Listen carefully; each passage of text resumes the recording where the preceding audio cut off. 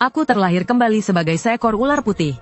Tanpa ayah, tanpa ibu, tanpa sistem. Orang lain bereinkarnasi serba hebat. Aku memulai sebagai monster liar di pegunungan 100.000. Ingatan kehidupanku sebagai manusia hampir hilang. Hanya tersisa 4 jurus penyelamat sabar menunggu mangsa. Khusus membidik pemula, serang dengan sekuat tenaga, jika kalah segera lari. Mengandalkan taktik bertahan ini, ku bertahan di hutan ini 720 tahun. Tumbuh hingga 4 meter, bisa dibilang penguasa lokal. Tapi aku tak berani sombong, karena yang terbang di langit dan bersembunyi di rumput. Siapapun bisa menjadikanku santapan. Sampai hari itu, aku mencium aroma memikat jiwa. Kutemukan ternyata sebatang rumput hijau berkilau. Tanpa pikir panjang ku telan sekali gigitan. Begitu tertelan aku langsung pingsan. Saat bangun aku mendapati diriku berganti kulit dan naik level. Bukan hanya tumbuh menjadi 5 meter. Sisikku berkilau, dan kekuatanku pun melonjak. Aku merasa bisa melawan 10. Baru saja ku sembunyikan kulit lamaku. Terdengar suara tercebur. Aku mendekat dan melihat. Seorang gadis kecil jatuh ke air dan meronta.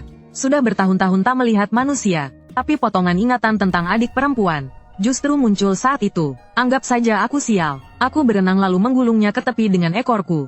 Dia tergeletak di tepi memuntahkan air. Wajah kecilnya pucat pasi. Saat dia menatap jelas ke arahku, matanya sempat diliputi ketakutan. Lalu penasaran mengulurkan tangan ingin menyentuh sisikku yang dingin. Aku hanya meliriknya dengan lidahku. Lalu berbalik menyusup ke semak-semak. Dia tertegun sejenak. Ke arah aku menjauh dia berteriak ular putih besar. Terima kasih. Sejak saat itu, gadis kecil ayah menjadi tamu tetap di hutan ini. Rumahnya di desa kaki gunung. Orang tuanya pemburu. Setiap kali masuk gunung bersama orang tuanya, dia diam-diam menyelinap ke tepi sungai tempatku sering muncul. Membawa buah liar dan kelopak bunga kering. Ceriwis berbicara denganku. Ular putih besar, hari ini ayah berburu babi hutan besar. Aku diam-diam menyisakan daging paling empuk untukmu. Bunga liar di bukit belakang mekar semua. Aku memetik yang paling cantik untuk kau pakai. Bagaimana anjing hitam kecil di desa selalu menggertakku. Bisakah kau bantu mengajarinya pelajaran? Aku tak pernah menggubris, juga tak memakan yang dia bawa. Kelicikan manusia terpatri terlalu dalam hukum bertahanku. Namun aku membiarkannya bergerak di wilayahku. Anak manusia ini tak memiliki sedikit pun niat jahat. Membuat hidup ularku yang hambar punya sedikit kehangatan. Ayah tampaknya sama sekali tak peduli dinginku. Tetap datang tepat waktu setiap hari. Dia akan duduk di batu tepi sungai, menceritakan kisah seru desa padaku. Bercerita tentang kegembiraan dipuji, bercerita tentang sedih lutut terjatuh. Ia juga akan mengulurkan tangan kecilnya, mengusap lembut sisikku. Sentuhan lembut itu membuat tubuh ularku yang dingin bergetar aneh.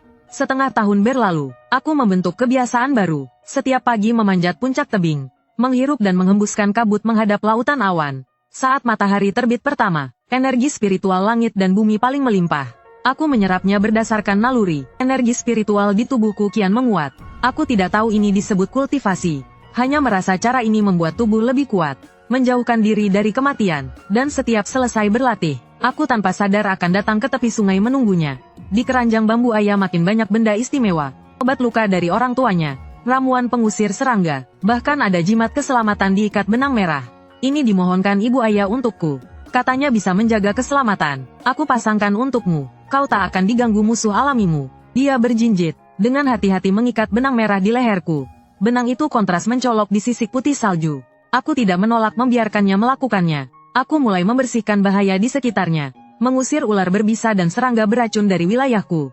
Meninggalkan tanda di jalur masuk gunungnya. Mengingatkannya menghindari lereng curam. Suatu kali, seekor serigala lapar mengincar ayah yang bermain sendirian. Aku melesat keluar seperti kilat. Sekali gigitan mematahkan tenggorokan serigala. Itu pertama kalinya aku melindungi seseorang. Menampakkan diri di siang hari. Ayah ketakutan bersembunyi di belakangku tapi tak gentar. Justru mengulurkan tangan memelukku. Ular putih besar, kau hebat. 10 tahun berlalu sekejap. Panjang tubuhku tak bertambah tapi makin perkasa. Ayah tumbuh menjadi gadis anggun.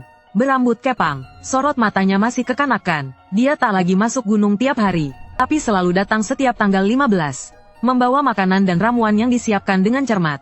Datang menemuiku di sisi barat. Ular putih besar, aku sudah belajar menenun kain. Nanti ku buatkan alas kecil untukmu berjemur. Di desa datang seorang guru. Aku belajar beberapa huruf, mau kutuliskan untukmu boleh? Ayah duduk di sampingku terus berceloteh. Aku diam melingkar di samping mendengarkan. Suaranya perlahan memenuhi hati ularku yang dingin. Aku berlatih kultivasi dengan lebih gila. Bukan hanya untuk menjauh dari kematian, tapi agar bisa terus menjaga manusia yang memberiku kehangatan ini. Gadis ini tak ingin ku biarkan terluka sedikit pun. Tak ingin ikatan langka ini terputus karena kelemahanku. Beberapa tahun lagi berlalu, aku merasakan napas ayah melemah. Kegelisahan kuat meluap di hatiku. Aku mengikuti jejak napasnya menuju desa kaki gunung. Melihat pemandangan yang membuat mataku nyaris pecah. Desa porak-poranda, sebagian besar rumah terbakar, pemandangan yang mengenaskan. Ku mencari dengan cepat. Akhirnya di bawah pohon tua di ujung desa, ku temukan ayah sekarat. Sanggulnya terurai, pakainya compang camping. Tubuhnya penuh luka, mata jernihnya kehilangan cahaya. Saat melihatku barulah ia memaksakan senyum tipis. Ular putih besar. Kau datang. Aku cepat melata mendekat. Dengan tubuh ular perlahan melingkupinya. Mataku dipenuhi amarah. Tak jauh beberapa pria berpakaian hitam sedang membagi rampasan. Pemimpinnya adalah si penindas keji yang terkenal Zhou. Mereka mengincar hutan pegunungan di sekitar desa. Ingin merebut paksa tempat tumbuh Huan Kao. Saat penduduk melawan mereka membantai seluruh desa. Wah, gadis ini masih hidup. Pas dibawa pulang untuk jadi mainan kakak besar. Seorang pria berbaju hitam melihat ayah lalu tersenyum mendekat. Aku mendongakkan kepala ular dengan keras. Niat membunuh yang dingin menyapu seluruh tempat. Dalam sekejap aku menerjang ke depannya. Taring beracun menggigit keras tenggorokannya. Racun meledak. Dia bahkan tak sempat menjerit lalu roboh kejang dan mati. Dari mana datangnya ular besar ini? Saudara-saudara serang. Mereka mengeluarkan pisau dan tombak lalu menebas. Aku sama sekali tak gentar. Tubuh ular raksasaku bergerak lincah di tengah kerumunan. Ekor menyapu dan menerbangkan beberapa orang. Suara tulang retak terdengar jelas. Taring beracun menggigit tepat setiap musuh. Sisik keras bagai baja. Pisau dan tombak hanya meninggalkan bekas putih samar. Zhou ketakutan setengah mati. Ingin menunggang kuda melarikan diri. Aku langsung melilitnya. Tubuh ular mengerahkan tenaga dan mengencang. Manusia dan kuda tergulung dan terhempas. Dalam waktu setengah jam singkat, semua pria berbaju hitam tewas di tanganku. Aku menyeret tubuh penuh darah kembali ke sisi ayah. Menggosok pipinya perlahan dengan kepala. Dengan lemah ia mengulurkan tangan ingin menyentuhku. Namun tangannya akhirnya jatuh tak berdaya. Napasnya terputus. Ayah aku untuk pertama kalinya meneteskan air mata sungguhan. Sisa kemanusiaan di hatiku meledak sepenuhnya. Niat membunuh yang dingin berubah jadi amarah membara. Aku ingat ayah pernah berkata, kediaman Zhou berada di bagian terdalam kota. Di sana masih ada keluarga dan anak buahnya. Semuanya adalah penjahat yang melakukan kejahatan keji. Malam gelap pekat, aku berubah menjadi kilatan putih. Melaju cepat menuju kota. Kediaman Zhou penuh kemewahan. Tuan Zhou sedang minum dan bersenang-senang bersama keluarga. Sedikit pun tak menyadari bencana maut telah tiba. Dengan tubuh lentur aku menyusup masuk. Tanpa sedikit pun ragu, aku menyerang setiap orang di dalam kediaman. Saudara-saudara Zhou, keluarga jahat pelaku dosa, selir-selir yang membantu kejahatan. Seluruh keluarga Zhou tak satu pun selamat. Aku tak meninggalkan jejak apapun. Bagaimanapun tak ada yang akan mencurigai seekor ular. Aku berdiri di atap kediaman Zhou, memandang api besar yang berkobar akibat kekacauan di bawah. Tak ada gelombang di mata ularku, hanya dingin yang tak berujung. Kabar pembantaian seluruh keluarga Zhou menyebar. Pemerintah daerah mengirim orang menyelidiki, namun tak menemukan satupun petunjuk. Akhirnya perkara itu menguap begitu saja. Penduduk kota, diam-diam mengucap terima kasih kepada pahlawan tanpa nama yang menyingkirkan sang tiran. Aku berjaga di depan makam ayah selama 3 hari, lalu kembali ke pegunungan dengan hati hampa.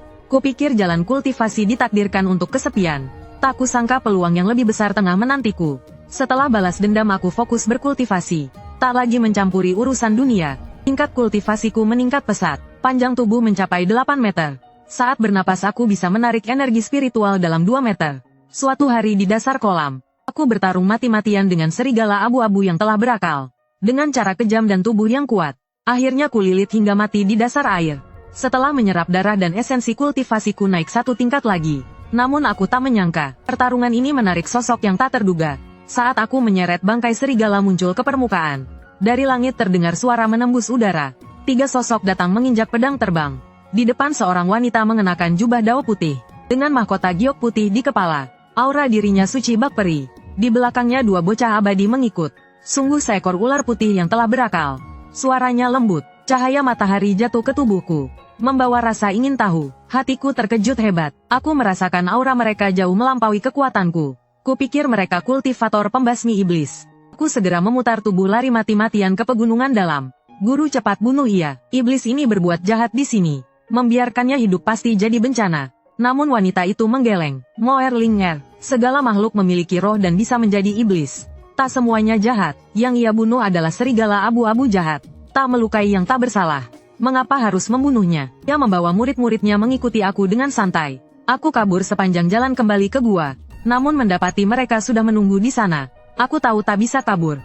hanya bisa memasang sikap menyerang. Ular kecil, ikut aku naik gunung, menjadi iblis penjaga gerbang bagaimana? Wanita itu bertanya sambil tersenyum. Cahaya jatuh di sisik indahku, membawa sedikit rasa suka. Aku ragu, aku tahu mengikuti orang setingkat ini bisa memperoleh kekuatan yang lebih besar, bisa lebih baik menjaga hal-hal yang ingin kulindungi, juga bisa menjauh dari ancaman kematian. Akhirnya aku mengangguk pelan, di hadapan kekuatan. Kesombongan tak berarti apa-apa. Wanita itu bernama Lu Mingxin, adik seperguruan ketua istana Wang Qing, salah satu dari 5 putra Yu Qing. Dia membawaku kembali ke istana Wang Qing, menempatkanku di istana Qingsu, menugaskanku menjaga aula utama dan kuil di puncak gunung sekitar. Istana Yu Qing berada di puncak gunung Hua, diselimuti aura abadi, bangunan megah dan agung, sangat berbeda dari kesunyian pegunungan 10.000. Di sini aku memulai hidup baru. Tak perlu lagi khawatir musuh alami. Tak perlu lagi cemas soal makanan. Dapur akan menyiapkan cukup daging hewan untukku. Yang lebih membuatku terkejut, aku bisa terang-terangan mencuri ilmu. Saat Lu Mingxin membimbing murid berlatih, aku melingkar di samping sambil mendengarkan. Di alun-alun Taiji, para murid berlatih pedang. Aku mengamati diam-diam. Di puncak Zuowang para tetua menyampaikan ajaran. Aku melilit di pohon persik, mati-matian menghafal kitab-kitab sulit itu. Aku juga menemukan di istana Lingsu banyak pil gagal dan ampas obat hasil alkimia. Benda-benda yang tak berguna bagi kultivator manusia, justru sangat berkhasiat bagiku. Setiap hari aku pergi ke istana Lingsu menelan pil dan ampas itu. Dengan pencernaan kuat ular mengubahnya menjadi kultivasiku sendiri. Hari-hari berlalu, kultivasiku meningkat dengan stabil. Kecerdasan spiritualku pun semakin terbuka. Aku berkenalan dengan 2 murid Lu Mingxin, Chen Mo yang tenang dan pendiam, Zhao Linger yang ceria dan usil. Zhao Linger sangat suka menggodaku, memanggilku Dabai, kadang diam-diam memakai pil peiyuan untuk memancingku bermain. Chen Mo sangat sopan padaku, sesekali bertukar teknik bertarung denganku. Di istana Yu Qing tidak sepenuhnya damai. Intrik dan perebutan kepentingan internal tak pernah berhenti. Murid kedua ketua Lian Tianxing karena keluarganya dibunuh iblis, sangat memusuhi ras iblis. Suatu kali di dapur, dia sengaja memprovokasiku, menyerang dan memukulku hingga terlempar. Amarahku langsung meledak. Aku mengamuk di dapur, menabrak dan menghancurkan meja kursi. Akhirnya tetua Qiyun yang mengurus disiplin turun tangan, menghukum Lian Tianxing menghadap dinding selama 3 bulan. Juga menghukumku 3 bulan dilarang makan di dapur. Lu Mingxin tidak menyalahkanku, hanya memintaku fokus berlatih, mengasah keteguhan hati. Aku tahu di tempat berkumpulnya kultivator manusia ini, hanya dengan menjadi lebih kuat, aku bisa berdiri tegak. Aku berlatih dengan lebih keras. Pagi hari menyerap napas, siang mencuri pelajaran teknik, sore ke istana Lingsu menelan pil gagal, malam mencerna dan memahami di aula besar. Dalam hatiku tersimpan tekad kuat, bukan hanya membuktikan ras iblis tidak semuanya jahat. Aku juga harus menjadi cukup kuat. Takkan kubiarkan tragedi terulang. 5 tahun kemudian aku merasakan krisis yang belum pernah ada. Tekanan besar dari langit dan bumi menyelimuti istana Yu Qing. Awan bergulung, kilatan petir samar muncul. Seluruh gunung Hua bergetar pelan. Lu Mingxin datang menemuiku dengan wajah serius. Ini adalah 9 lapis petir sebelum siluman menjelma. Jika berhasil akan terlahir kembali dan berubah wujud manusia. Jika gagal jiwa hancur lenyap. Bahkan tak ada kesempatan bereinkarnasi. Tak ada sedikit pun ketakutan di mataku. Hanya keteguhan. 5 tahun kultivasi ini, aku bukan lagi ular yang dulu, yang hanya bertahan hidup di pegunungan dalam. Aku mengangguk tipis pada Lu Mingxin, lalu berbalik menuju tebing Duanhun di pusat Gunung Hua. Di sana medannya terjal dan berbahaya, jauh dari pemukiman manusia, tempat terbaik untuk melewati tribulasi. Zhao Linger dan Chen Mo tak merasa tenang, diam-diam mengikuti dari belakang, berniat membantu jika terjadi bahaya. Para kultivator gunung mendengar ada siluman besar melewati tribulasi, berdatangan dari segala penjuru. Sebagian ingin menonton dan belajar, sebagian lain menyimpan niat jahat, berniat saat aku lemah melewati tribulasi, merampas inti iblis dan zirah spiritualku. Ini adalah hewan siluman milik murid istana Yu Qing. Siapa berani lancang? Chen Mo berdiri di tepi tebing Duanhun, menggenggam pedang dan berteriak dingin. Zhao Linger juga mengeluarkan pusaka, waspada menatap para kultivator yang menonton. Nama besar istana Yu Qing terkenal luas. Banyak kultivator mundur karena gentar, namun masih ada yang tamak bersembunyi di kegelapan, menunggu kesempatan. Aku melingkar duduk di puncak tebing Duanhun, mendongak menatap langit. Awan hitam makin menebal, berkumpul membentuk pusaran hitam raksasa. Di pusat pusaran kilat berwujud ular menari liar, berderak keras. Tekanan mengerikan membuat udara sekitar menjadi kental. Aku menarik napas dalam, menggerakkan seluruh energi spiritual dalam tubuh. Sisik putih salju di bawah langit gelap memancarkan cahaya menyilaukan. Guru, petir tribulasi pertama menghantam turun. Kilat emas tebal, bak cakar naga dewa, menghantam tubuhku dengan ganas. Rasa sakit hebat menyapu sekujur tubuh. Seolah ribuan pisau merobek daging. Sisik ular hangus berasap. Rasa terbakar menjalar dari sisik ke organ dalam. Aku mendengus tertahan. Tubuhku bergetar hebat. Namun kepala tetap terangkat. Tak mundur sedikit pun. Aku menggerakkan energi spiritual dalam tubuh. Memperbaiki area yang terluka. Sekaligus menyerap energi murni dari petir. Tribulasi petir memang berbahaya. Namun adalah tempaan terbaik. Membersihkan kotoran dalam tubuh. Meningkatkan raga dan kultivasi ke tingkat lebih tinggi. Petir tribulasi kedua menyusul datang. Lebih tebal dari yang pertama. Membawa aura penghancur segalanya. Aku menyemburkan racun bercampur esensi darahku. Bertabrakan dengan petir. Racun langsung menguap. Kekuatan petir pun melemah beberapa bagian. Namun meski begitu, sisa kekuatan tetap menghantamku keras ke tanah. Batu tebing Duan Hun terhantam membentuk kawah besar. Pecahan batu beterbangan.